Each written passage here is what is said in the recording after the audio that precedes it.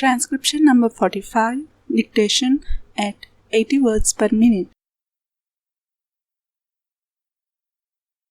Madam Deputy Chairman, from the speeches which the Honorable Minister for Planning made in this House and in the other House, and from a perusal of the note which has been circulated to us regarding the progress that has been made in the third 5-year plan and the various statements of the government and the Planning Commission, I have a feeling that the government of India is trying to assuage the feeling of dissatisfaction in the country through promises of bright future, promises of better efforts, and general promise that everything is going to turn out all right and that there need not be any fear or anxiety in the country. Madam, while saying this, I realize that the country has made certain progress in the development of our economy during the last decade. Industrial production has increased, agricultural production has increased, the productive capacity has been built up, and we have also got employment opportunities being created. Above all, we have gained valuable experience in the development of our economy, especially in planning, and these are all to the credit side of the plan. Unfortunately, Madam, the price that we have paid for this progress is rather heavy. The imbalances that we have created are likely to go out of control unless definite steps are taken to see that the imbalances are corrected at the earliest opportunity. The problem of the distribution of the income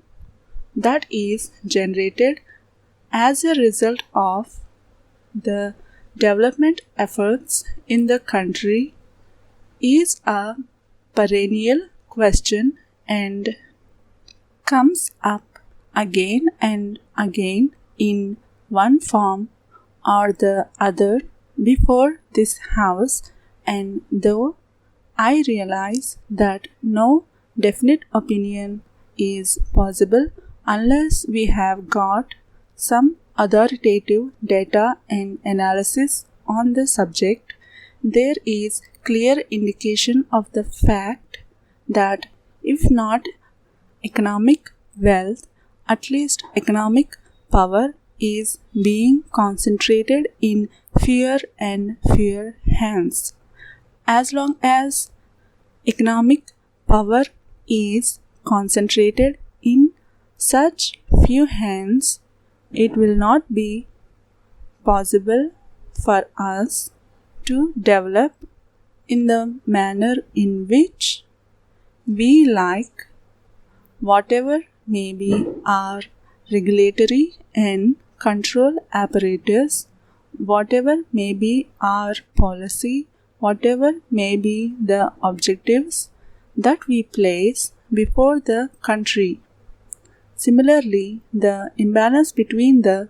rural and the urban sector is also increasing. I do not know whether in the rural areas some income has been pumped in as a result of our planned development. It is possible that the well-to-do peasants, the richer peasants might have benefited as a result of our economic development, but as far as the rural area as a whole is concerned, the disparity and imbalance is definitely growing, and that is also a matter of concern. The very fact that urbanization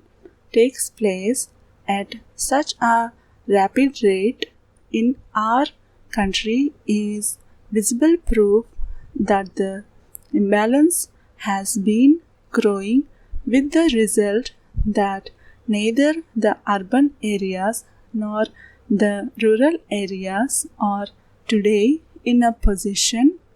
to live the life that they were living before our planned developmental efforts started. Now there is overcongestion in the urban areas. The civic amenities are all on the point of breaking down,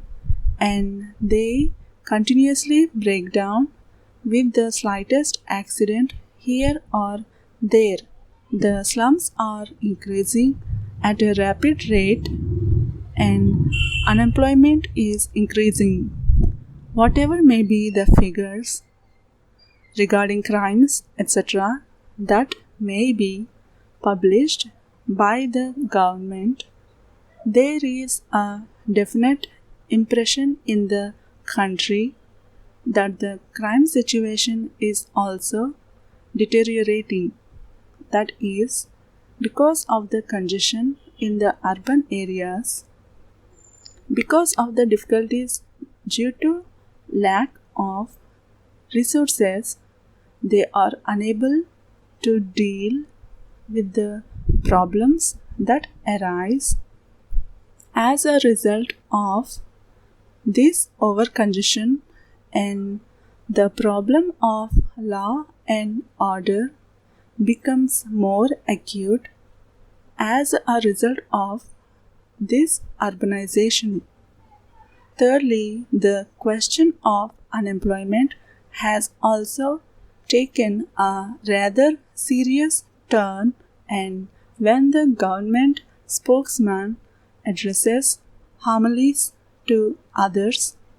regarding the agitation against high prices and high taxes, they completely forget that year by year one owner has to support more and more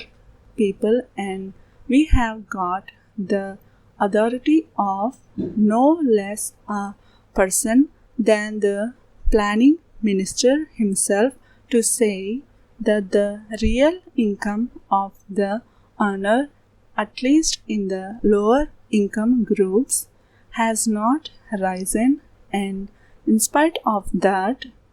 that owner has to support a larger and larger number of dependents. There is so much dissatisfaction in the country that people are clamoring against rising prices and rising taxes.